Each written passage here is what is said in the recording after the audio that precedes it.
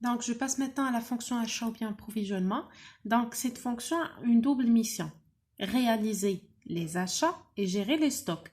Bien sûr, quand je dis la fonction approvisionnement, ça concerne la matière première. Pour produire le bien, il faut avoir une matière première, d'accord? Donc, la matière première, il y a l'approvisionnement. L'achat de la matière première s'appelle l'approvisionnement. Donc, il faut tout d'abord réaliser les achats, puis gérer les stocks. Les stocks de quoi? Les stocks de la matière première, d'accord? Donc, on commence tout d'abord par la réalisation des achats. La réalisation des achats, c'est la recherche des fournisseurs et le choix des fournisseurs. Bien sûr, pour réaliser un achat ou bien pour s'approvisionner, il faut chercher des fournisseurs. D'accord? Des fournisseurs, bien sûr, en tenant en considération la qualité et le prix. D'accord? Prix-qualité. D'accord? Deuxièmement, la détermination des produits à commander. Là, c'est qualité-prix.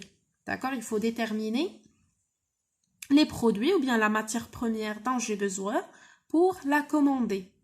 Puis, il y a la passation des commandes. Bien sûr, je passe ma commande et je suivis l'exécution de cette dernière, c'est-à-dire la commande. Et enfin, il y a la réception des commandes et le contrôle. Je reçois ma commande, puis je la contrôle. Ce sont les matières que j'ai demandées ou pas, et s'il y a une erreur faite de la commande ou non. D'accord? Là, on l'appelle la fonction approvisionnement. Je répète, la fonction approvisionnement concerne la matière première pour fabriquer le produit. Et enfin, il y a la gestion des stocks. C'est bien sûr la gestion de la matière première. Elle comprend la gestion le magasin et la gestion économique du stock.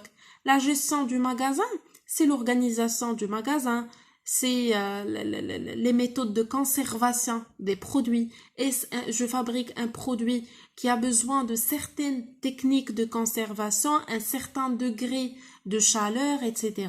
D'accord? Puis il y a la gestion économique du stock, c'est-à-dire la détermination des dates de commande et des quantités à commander. Parce que là, quand je fabrique un produit, alors je dois prendre en considération la date des commandes. Par exemple, je fabrique des tomates concentrées. 2 tonnes de tomates pour le mois 3. Alors le 31/3, je dois refaire la commande. Pourquoi? Parce qu'il y aura une rupture de stock. Rupture de stock, c'est-à-dire qu'il y aura plus de tomates les stocks. D'accord? Donc là, il y aura une certaine cessation d'activité. Donc là, je prévois à l'avance, là je reviens à la théorie d'Henri Fayol, je prévois à l'avance qu'il faut commander le 31 mars 2 autres tonnes de tomates pour le mois d'avril, d'accord? Donc je détermine la date et la quantité, comme ça j'aurai pas l'arrêt de mon activité suite à la rupture des stocks de tomates. D'accord? Donc enfin il y a la fonction vente. D'accord? Donc, on a commencé d'une manière hiérarchique.